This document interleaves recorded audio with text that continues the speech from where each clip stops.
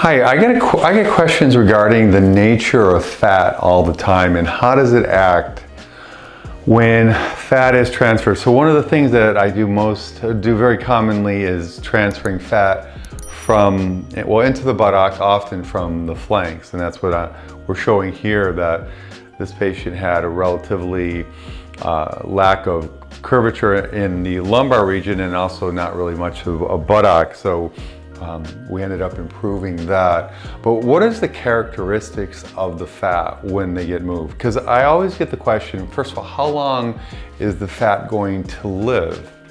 And the reality is, people are so used to fillers because they know they have to do their lips so often and get that repeated every so often.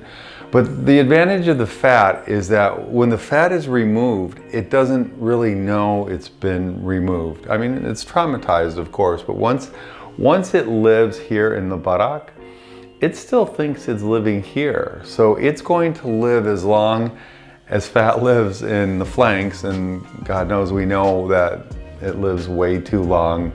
It's the most resistant fat there is. So the bottom line is that fat is going to live forever.